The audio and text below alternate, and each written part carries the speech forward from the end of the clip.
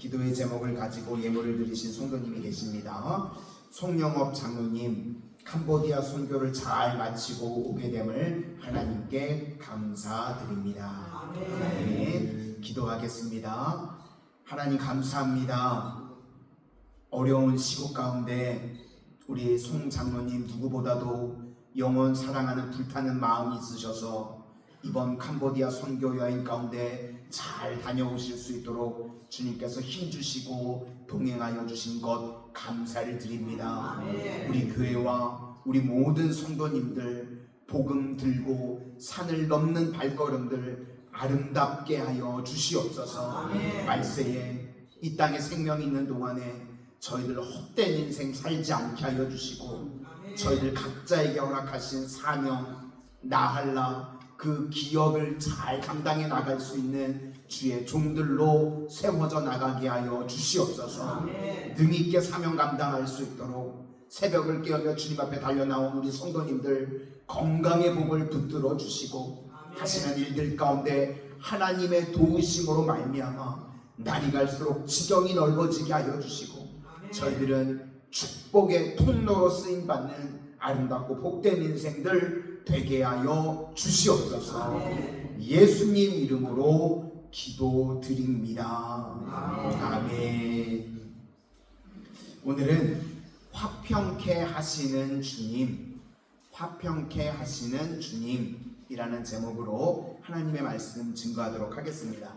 오늘 본문은 이제 우리가 예수님을 믿으면 변화가 된다는 것입니다. 우리가 계속해서요 예수님을 믿으면 은혜의 공급이 우리 삶 가운데 임하기 때문에 우리가 자연스럽게 변화가 이루어지게 된다는 것입니다. 그런데 예수 믿고도 변화가 이루어지지 않는 사람들을 보면 은혜 안에 거하지 않기 때문에 그렇다는 겁니다. 은혜의 공급이 없으니까요 삶이 바짝바짝 말라가게 된다는 것입니다. 그래서 우리가 계속해서 은혜의 공급이 있게 되면 어떤 일이 벌어지는가? 첫 번째는요 신분의 변화가 나타나게 된다는 겁니다. 11절부터 13절까지인데 먼저 유대인들에게 하나님의 말씀을 주셨습니다. 그래서 그 성경 하나님의 말씀을 보관하고 그 언약의 말씀을 통해서 메시아가 올 거니까 그 통로 역할을 잘 감당하라고 하신 겁니다. 그래서 그들에게 언약 백성이라고 하는 칭호도 주셨습니다. 그런데 이 바보들이요 이 호의를 특권인 줄 알았습니다.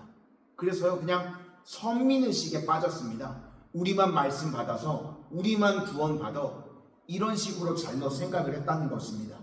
먼저 맡겼으면요 그걸 잘 보관해서 말씀의 문을 열방 가운데 열어줘야 되는데 우리만 구원 받았어 이랬다는 겁니다.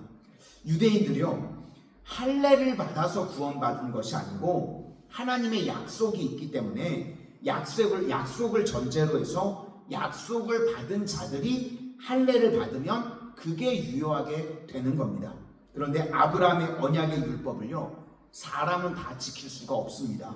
그래서 결국은 복음 대신 예수님이 오신 겁니다. 율법의 문제를 우리가 다 지키지 못하니까 예수님께서 다 지키셨습니다. 그래서 예수님이 율법을 폐하셨다고 말씀하시는 건 율법을 폐해서 없어졌다는 게 아니라 완성하셨다, 성취하셨다 그런 뜻입니다. 그래서 우리는 뭘 하면 되는가 하면 율법이라고 하는 허들을 우리 인생이 넘을 수가 없는데 예수님이 다 넘으시고 율법을 다 지키셨습니다. 그래서 우리가 예수님을 믿기만 하면 예수님으로 인해서 그 율법의 허들을 넘은 것으로 친다는 겁니다. 그걸 우리가요 믿음이라고 그러는 겁니다. 믿음이 중요한 거죠. 그래서 유대인들과 우리 예수님을 믿는 성도들이요 이 누르는 스위치가 다릅니다. 유대인들은 할례를 붙듭니다. 할례를 죽어라 붙들고 우리가 목숨 걸고 여기는 거 우리는 믿음입니다. 이 스위치가 다른 거죠. 우리는 믿음이라는 스위치를 누를 때 구원이 임하는데 유대인들은 할례 받으면 구원이 임한다고 생각했습니다. 그러니까 우리는 믿으면 예수님이 하신 모든 일이 우리에게 오는 겁니다. 그런데 유대인들은 하나님께서 아브라함에게 주신 이 모든 언약이 내게 임하는 스위치를 할례로 여겼다는 겁니다. 그래서 싸울 때를 보면요, 할례냐 믿음이냐 이 스위치를 가지고 싸움인데, 실제 싸움의 근원은요 이 할례냐 믿음이냐가 아니라 유대인들은 아브라함의 언약, 이게 율법에서 온다고 생각을 하니까 할례를 붙드는 겁니다. 그러니까 율법으로 구원받는다고 생각을 하는 사람들, 우리가 무슨 병이 있으면 병원에서 진단서가 있습니다. 진단서가 우리를 구원하나요? 진단서로 구원하는 거 아니죠. 병이 있다는 걸 알려줄 뿐입니다. 그래서 이 진단서 안에 치료제가 다 적혀져 있습니다. 오실 메시아, 오실 예수님이 우리를 구원해 주시고 치료해 주신다는 겁니다. 예수님이 치료를 위해서 십자가 지시고 피 흘리시고 우리의 죄를 사하시고 우리를 구원해 주신 줄로 믿습니다. 그래서 할례와 싸우는 것이 믿음이고요, 율법과 싸우는 것이 복음입니다. 우리는 믿음으로, 예수님을 믿음으로 구원받은 줄로 믿습니다. 그러므로 이제 예수님을 믿으면 우리가 다 신분의 변화가 일어납니다. 진노의 자녀에서 우리가 하나님의 자녀로 변화된 줄로 믿습니다. 이제 두 번째 단계는 관계의 변화가 일어나게 된다는 겁니다. 15절부터 나오는 이야기인데, 우리가 죽음이라는 것은 단절이라고 말씀을 드렸습니다. 그래서 마귀는요 어떻게 해서든지 관계를 끊어놓습니다. 단절시킵니다. 이사야 59장 1절과 2절을 보니까 여호와의 손이 짧아 구원하지 못하심도 아니요 귀가 둔하여 듣지 못하심도 아니라 오직 너희 죄악이 너희와 너희 하나님 사이를 갈라놓았다는 겁니다. 죄는요 하나님과 우리 사이를 갈라놓고 단절시키는 겁니다. 그 반대로 의라고 하는 것은요 좋은 관계입니다. 디카이오순의 관계가 좋아지는 겁니다. 그래서 어떤 사람을 보셨을 때요, 저 사람이 의인인지 악인인지 알 수 있는 것이 무엇인가 하면, 그 사람이 전해주는 말을 들으면요 관계가 좋아집니다. 좋은 말 전하고요 어떻게 해서든지 하나 되게 만들려고 그러고. 그런데 반대로 악인은요 뭐 정의 내세우고 옳은 말인 것 같은데 하여튼 그 사람 말이 들어가면 관계가 깨집니다. 자꾸 성질나고요 화가 나게 만들고 관계가 깨지게 만듭니다. 그게 악인입니다. 예수님께서요 이 땅에 오셔서 모든 능력을 가지고 하신 일이 무엇인가? 관계 회복을 하신 겁니다. 우리 죄인들이요 하나님 앞에 나아갈 수가 없었습니다. 그래서 예수님이 우리의 모든 죄를 다 짊어지시고 십자가를 지시고 죽으셨습니다. 그래서 우리 죄인이요 하나님 앞에 나아갈 수 있는 길을 열어주신 겁니다. 성소 안에 들어갈 수가 없었죠. 예수님이 십자가에서 죽으실 때요 성소의 휘장이 찢어져서 은혜의 보좌 앞으로 담대히 나아갈 수 있도록 하나님께서 관계 회복을 이루어 주셨다는 겁니다. 이렇게 새벽마다요 우리가 하나님 앞에 기도할 수 있다는 거, 이 신약 백성들의 특권입니다. 구약에는요 하나님 앞에 이렇게 우리가 개별적으로 나와서 하나님 앞에 나올 수가 없었습니다. 예수님의 십자가 보혈의 은혜로 말미암아 우리가 은혜의 보좌 앞으로 담대히 나오게 된 줄로 믿습니다. 우리 14절 다 같이 한번 보시도록 하겠습니다. 14절입니다. 시작. 그는 우리의 화평이신지라 둘로 하나를 만드사 원수된 것 곧 중간에 막힌 담을 자기 육체로 하시고. 이렇게 예수님은 하나님과 우리 사이를 화평하게 만드신 분이라는 겁니다. 그럼 이제 마지막으로 목표는요 함께 한 아버지 앞으로 나아가는 겁니다. 예배입니다.